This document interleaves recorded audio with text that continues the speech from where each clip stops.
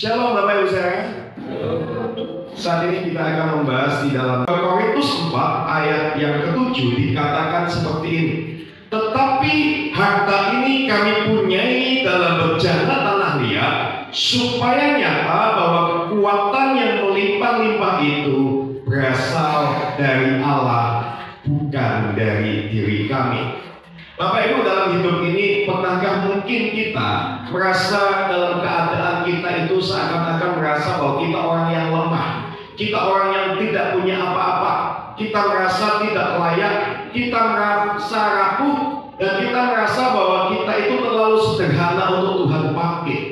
Kadang kita merasa bahwa yang dipakai oleh Tuhan adalah cuma pendeta, hamba Tuhan, dan itu pun adalah orang-orang yang tertentu, Bapak Ibu saudara. Kadang kita merasa oleh karena mungkin finansial kita tidak baik, ekonomi kita tidak baik, kita merasa bahwa kita tidak layak, kita merasa orang yang lemah dalam hidup ini, Bapak Ibu saudara. Kalau Anda merasa seperti ini, ada hal yang perlu kita renungkan dalam hidup ini. Kita perlu merenungkan di dalam ayat yang tadi kita baca, 2 Korintus 4 ayat 7. Rasul Paulus menggunakan gambaran ini bahwa kita itu adalah bejana tanah liat. Nah, kita mau lihat Bapak Ibu saudara, kita dikatakan di situ adalah kita itu bagaikan bejana tanah liat.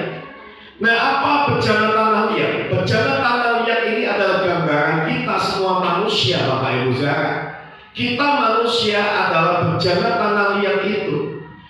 Bejana tanah liat itu adalah sesuatu yang biasa, bukan sesuatu yang istimewa di mata dunia. Kita tahu mungkin bejana itu bisa berupa pot, kendi, apapun. Itu mungkin biasa, tidak seperti mungkin bejana-bejana yang lain yang dibuat mungkin dari dari bahan yang lebih mulia. Tetapi kalau kita lihat bejana tanah liat adalah sesuatu yang biasa, tidak istimewa mungkin di mata dunia. Kadang kita merasa bahwa hidup kita biasa, tidak seperti orang-orang yang kaya atau yang punya popularitas. Dan kita mungkin merasa rapuh. Bejana tanah liat adalah bejana yang lebih mudah untuk pecah, lebih mudah untuk hancur pada waktu terjatuh, Bapak Ibu saudara. Beda dengan mungkin bejana itu dengan besi ataupun tembaga. Tetapi kalau kita lihat di sini, kadang keadaan kita pun merasa seperti itu. Apalagi kita tahu bahwa generasi anak-anak muda saat ini merasa dirinya adalah generasi stroberi. Generasi stroberi itu adalah generasi yang kena sedikit langsung layu, Bapak Ibu saudara. Disenggol sedikit langsung merasa sakit hati dan lain-lain. Nah, itulah kadang kita merasa hidup kita juga rapuh. Tetapi satu hal yang perlu kita tahu bahwa bejana tanah liat itu ada satu tangan yang membentuk, yaitu Tuhan sendiri, Bapak Ibu saudara. Dikatakan bahwa bejana tanah liat ini dibentuk oleh Tuhan, Bapak Ibu saudara. Setiap kita, Bapak Ibu saudara, dibentuk oleh sang ahlinya. Tidak peduli engkau dan saya berasal dari tanah liat, tetapi yang perlu kita ketahui siapa yang membentuk bejana tanah liat itu. Walaupun mungkin kita bukan sesuatu yang dihasilkan dari sesuatu yang mahal atau bagaimana, tetapi kalau yang membentuk adalah sang ahli itu, bejana itu akan bisa dibentuk lebih baik, bahkan dari bahan dasar yang lebih mahal sekalipun. Kalau ada seseorang yang ahli dalam hidupnya, dia membentuk sesuatu dari bahan yang biasa pun, Bapak Ibu saudara, dia akan bisa membentuk dari bahan biasa itu adalah sesuatu yang istimewa, sesuatu yang indah, Bapak Ibu saudara. Jadi begitu pula hidup kita. Saat kita tahu kita itu bejana tanah liat, tetapi kita serahkan kepada tangan sang ahli itu, Bapak Ibu saudara, kita yang biasa akan menjadi luar biasa. Amin. Saat kita merasa hidup kita biasa-biasa, tetapi kita mau serahkan hidup kita kepada tangan yang luar biasa itu, akan ada sesuatu yang luar biasa yang Tuhan bentuk dalam kehidupan ini, Bapak Ibu saudara. Bahkan seorang tukang tembikar yang sabar untuk duduk dengan di depan alat putarnya, dia menekan membentuk tanah liat dengan tangannya.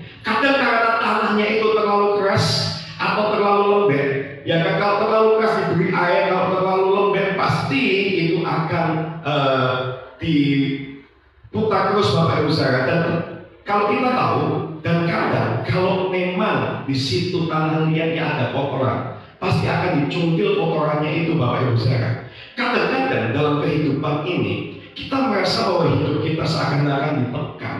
Kadang-kadang kita merasa bahwa hidup ini, kadang kita berputar-putar dalam hidup ini. Tapi percayalah bahwa itu adalah bagian atau proses daripada Sang Penjuna, yaitu Tuhan, itu membentuk hidup kita, Bapak Ibu saudara. Dan saat ini kita mau lihat lebih dalam lagi, Bapak Ibu saudara. Lalu dikatakan bahwa ada harta yang ditaruh di bejana tanah liat itu.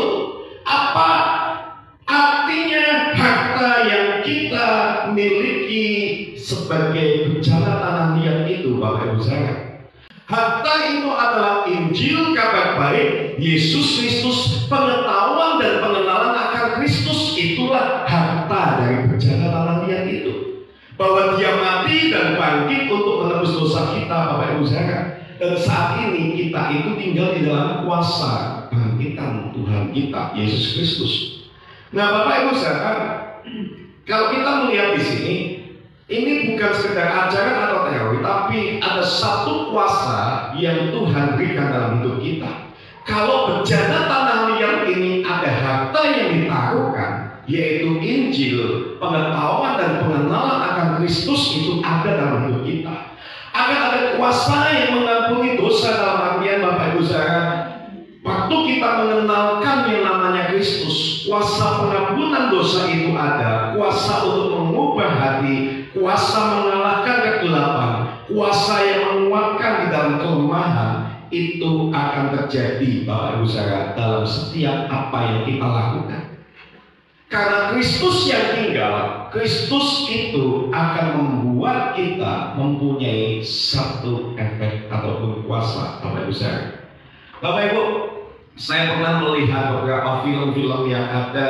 Di beberapa film itu kadang ada satu film yang seringkali diawali tokoh utamanya adalah orang yang lemah, orang yang tidak punya kekuatan, dan seringnya dibully. Mungkin dibully di dalam sekolahnya, dibully di masyarakat dan lain-lain. Tapi biasanya kalau kita melihat di film itu, di tengah-tengah film itu, orang-orang yang lemah, yang sering dibully ini, di tengah-tengahnya seringkali semua film-film itu melihatkan bahwa dia menemukan satu benda atau barang yang membuat dia itu berubah dan membuat dia itu menjadi tidak sama seperti dulunya, Bapak Ibu saudara. Dia yang mungkin awalnya dibully, dia temukan satu benda atau alat, dia mengubah hidupnya. Yang awalnya mungkin dibully, dipukulin, akhirnya dia temukan satu benda mungkin, atau mungkin satu kekuatan, akhirnya dia tidak bisa dibully lagi, dia berubah, dia menjadi orang yang super power dan lain-lainnya, Bapak Ibu saudara. Nah, seharusnya hidup kita pun seperti itu. Kalau kita ada dalam hidup tanah liat yang punya harta itu, harusnya kita tahu bahwa harta itulah yang mengubahkan hidup kita. Bejana tanah liat ini akan menjadi bejana biasa kalau cuma tidak punya isi di dalam bejana itu.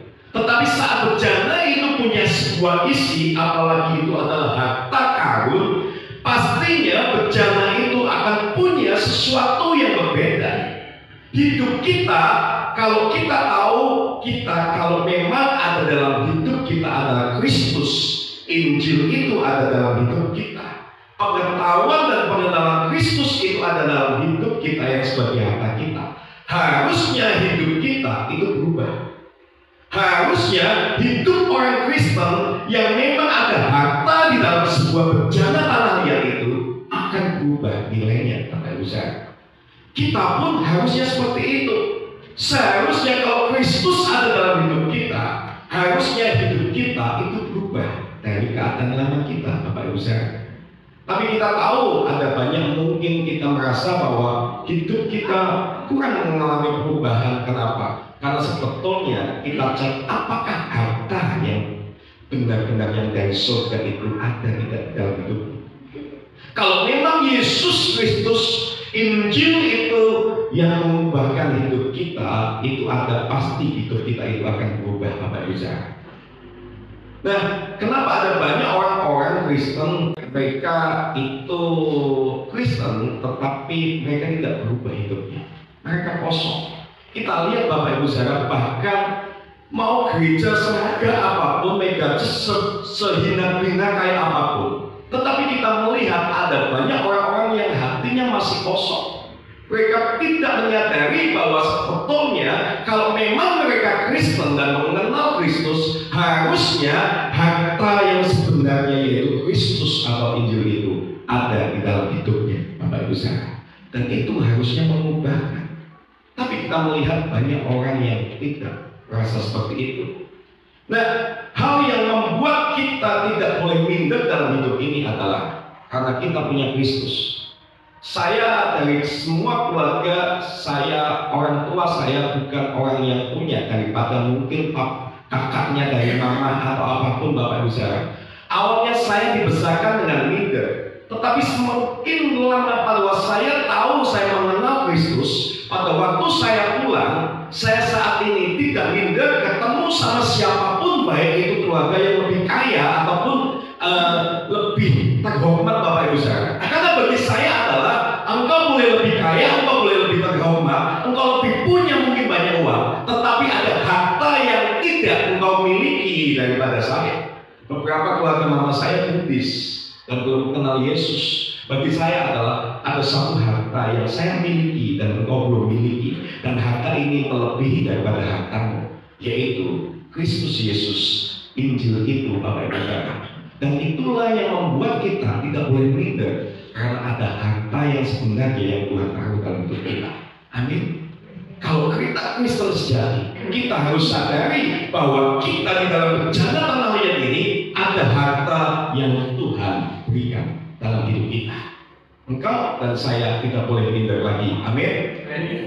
Yang berikutnya Bapak Ibu Saudara, kalau kita melihat mengapa Tuhan lebih memilih perjalanan tanah liat, kenapa Tuhan tidak memilih perjalanan lainnya? Logikanya kalau kita punya harta karun, pastinya kita simpan di tempat yang kuat, tempat yang aman. Tapi anehnya Tuhan itu tidak seperti manusia. Dia lebih memilih bejana yang rapuh, biasa, sederhana. Karena ada maksud mulia Tuhan Bapak Ibu Saudara. Apa maksud Tuhan menaruhkan harta itu kepada bejana yang rapuh? Karena supaya fokusnya bukan pada bejananya, tapi apa yang ada di dalamnya. Bapak Ibu Saudara, jika kita sempurna, kita jadi orang yang kuat, kita jadi orang yang mungkin hebat, orang akan mengagumi kita ketimbang Tuhan yang ada dalam hidup kita. Tapi ketika orang melihat kita adalah orang yang mungkin lemah, kita orang yang mungkin orang yang biasa, tetapi ada sesuatu sinar dalam hidup kita, ada sesuatu yang beda dalam hidup kita, kita akan melihatkan bahwa yang hebat bukan kita, tetapi Tuhan yang ada dalam hidup kita, Bapak Ibu Saudara. Nah, itulah kenapa alasan Tuhan memberikan seringkali harta itu kepada orang-orang yang merasa biasa. Kita lihat pada waktu Pentakosta terjadi, bukankah orang-orang menghina waktu itu? Loh, ini kan orang-orang Galilea, orang-orang yang seperti tidak belajar. Kenapa? Mereka kan orang yang tidak ahli bahasa, tapi mereka bisa tahu bahasa kita masing-masing di asal kita. Kita orang Partia, orang Mesopotamia, orang Arab, orang Ethiopia dan lain-lain. Kenapa kok mereka tahu bahasa kita? Mereka kan orang Galilea yang tidak ada sekolah bahasa di situ, tapi mereka kenapa tahu bahasa kita? Nah, Bapak Ibu Saudara, orang-orang yang berjalan tanah liat inilah yang Tuhan sering mau pakai dalam hidup ini. Bapak Ibu tahu kenapa pada waktu Gideon dengan pasukannya, Tuhan potong dari berapa puluh ribu menjadi cuma berapa ratus, Bapak Ibu Saudara. Dan kalau kita pelajari secara teologis, yang dipilih itu bukan orang yang terlalu ahli, orang yang biasa-biasa. Karena Tuhan ingin mengatakan bahwa kalaupun mereka menang, kalau seumpama mereka dengan disertai beberapa prajurit yang hebat, dia akan ngomong kemenangan itu karena saya. dan prajurit. Tapi Tuhan menginginkan kalau mereka menang, mereka tahu bukan karena mereka, tapi karena kasih karunia Tuhan. Bapak Ibu saya percaya bahwa kadang banyak orang mengatakan, kenapa kamu tidak mau membuat strategi pada waktu membuat gereja untuk mengambil beberapa orang-orang kaya, dipengaruhi dan lain-lain, lalu membuat gereja, Bapak Ibu saudara. Karena dari sini Tuhan mengatakan bahwa kalau kita dengan orang-orang biasa, tetapi kita bisa booming, tetapi kita orang-orang biasa, tapi kita bisa mungkin mendapatkan sesuatu yang luar biasa. Orang luar akan tahu bahwa yang dikerjakan oleh kita itu bukan kekuatan manusia, tapi kekuatan Tuhan yang ada dalam hidup kita. Amin, Bapak Ibu saudara. Tuhan menginginkan kerja tanah liat karena Tuhan punya maksud supaya yang dilihat bukan kita, tetapi supaya yang dilihat adalah Tuhan yang ada di dalam hidup kita. Amin. Saudara, ada seorang yang namanya Gladys Awood. Dia seorang wanita muda asal Inggris pada waktu abad ke-20. Gladys ini tidak berasal dari orang yang kaya.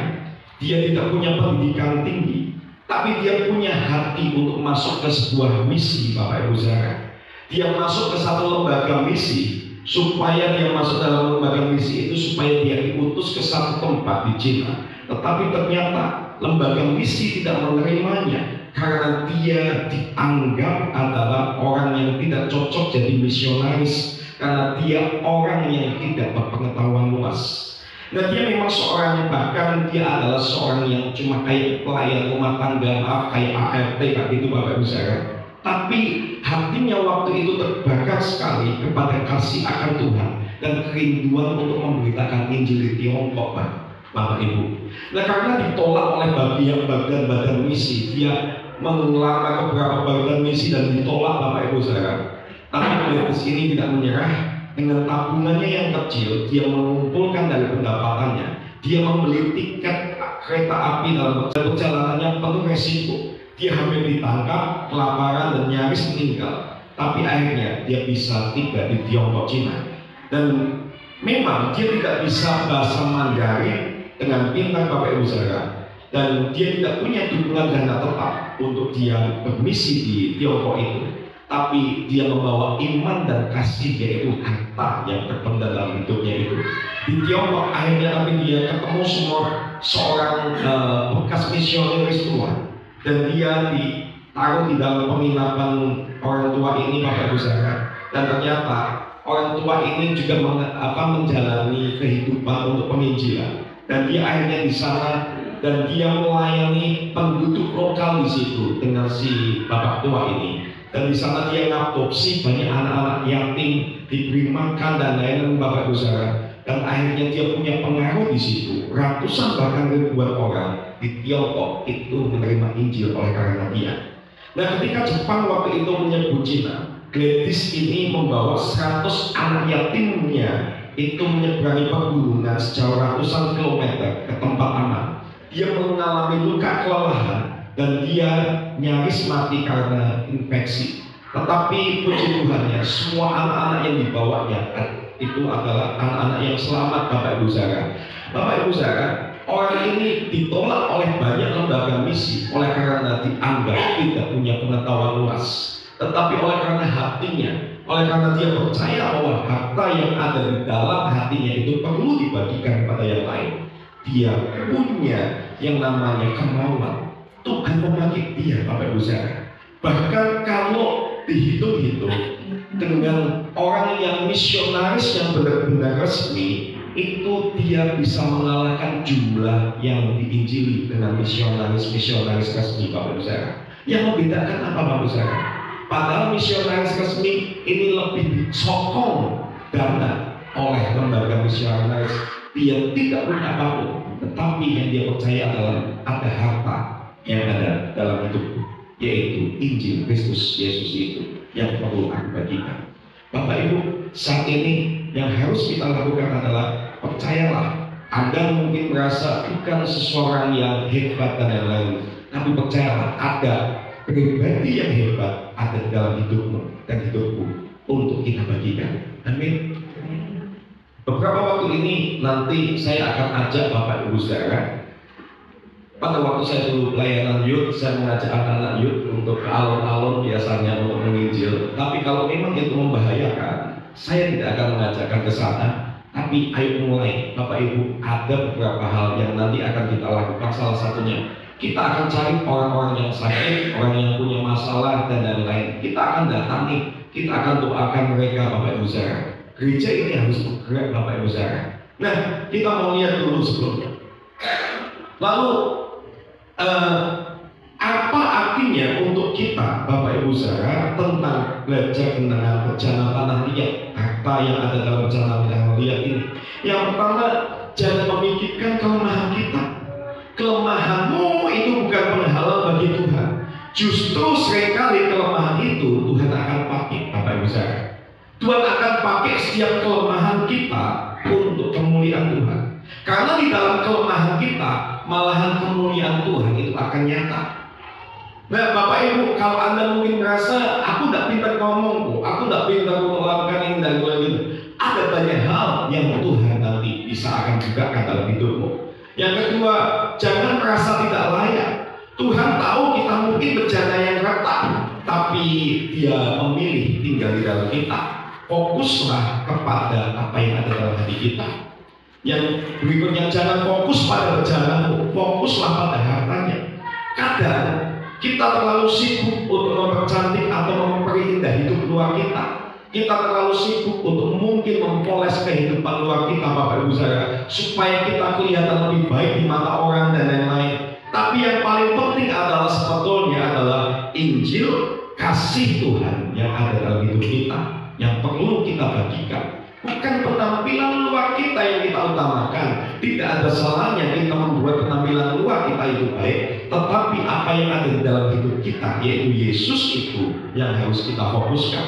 Dan yang berikutnya, Tuhan itu mau memakai kita apa adanya, Bapak Ibu Saudara. Bukan karena kita hebat supaya orang lain melihat kita, tetapi Tuhan ingin Dia itu dilihat dalam hidup kita. Oleh karena kita orang biasa, makanya dengan orang biasa kita itu Tuhan akan lebih tampil dalam hidup kita. Karena kalau kita tahu, kalau orang yang menginjil itu adalah pendeta terkenal mempertobatkan orang, itu bukan hal yang biasa, Bapak Ibu Saudara. Tetapi kalau mungkin beberapa orang, bahkan orang-orang biasa tetapi menginjil dan dia menobatkan banyak orang, bukankah itu malah hal yang luar biasa? Nah, Bapak Ibu Saudara, kenapa Bapak Ibu Saudara? Karena di dalam diri kita Tuhan itu menyimpan harta karun yang abadi. Kelemahan kita itu adalah tempat malah kuasa Tuhan itu dinyatakan. Karena lewat kita orang lain itu bisa melihat terang Kristus. Seseorang waktu itu sering mengambil air dengan dua bejana. Nah, dua bejana itu yang kanan dan kiri. Salah satu bejananya pada waktu dia mengambil air di sungai, bejananya yang satu itu ternyata itu retak dan bocor, Bapak Ibu Saudara. Lalu bejana yang tidak retak itu ngomong sama bejana yang ini. Ini cerita anekdot sekali. Nah, bejana yang tidak retak ngomong, kamu untuk apa kamu tetap ada di sini? Kamu sama tuanmu, kamu tidak bisa membawa full air yang ada. Lihatlah aku tidak retak sama sekali, tidak bocor. Aku bisa membantu tuan kita untuk membawa air itu lebih penuh. Si bejana yang retak, yang bocor ini merasa rendah diri karena dia merasa bahwa tidak bisa berbuat sesuatu untuk tuannya. Lalu dia merasa sedih, dan kemudian beberapa waktu setelah itu si tuannya melihat kenapa bejana ini sedih. Tuannya tanya, kenapa kamu sedih? Karena aku merasa tidak bisa membantu Tuhan. Karena aku merasa bahwa aku tidak bisa mengambil air dari sungai ke rumah kepada Tuhan dengan penuh seperti teman sebelahku. Tetapi sang tuannya ngomong, siapa kata kamu tidak menghasilkan sesuatu buat aku? Kalau kamu lihat, setiap kita pulang, bukankah kamu melihat waktu perjalanan pulang, di satu sisi itu ada ada yang namanya bunga-bunga di sisi di mana kita pulang. Nah, pada waktu aku tahu tentang kelemahanmu, engkau adalah bejana yang bocor dan retak itu. Karena aku tahu itu, aku tetap mau pakai. Dari sisi pada waktu jalan kita pulang, aku tanam benih-benih bunga. sesuatu air yang bocor di dalam perjalanan itu, aku biarkan itu bocor supaya apa? Supaya benih bunga itu tumbuh oleh karena kelemahan dari kebocoran itu. Nah, saat ini kamu tahu kamu tetap berguna bagi hidupku. Bapak Ibu Saudara, apapun kelemahan kita, Tuhan itu bisa pakai untuk kemuliaan namanya. Amin. Anda merasa sesuatu orang yang tidak bisa ngomong dan lain-lain, tapi percayalah ada hal yang lain yang Tuhan bisa pakai, Bapak Ibu Saudara. Satu hal yang perlu kita pahami di dalam hidup ini, Bapak Ibu Saudara, kalau kita saat ini merasa bahwa kita tidak punya apa-apa, kita merasa bahwa kita punya banyak kelemahan, tapi saat ini lakukan apa yang menjadi kerjaan Anda itu dengan baik.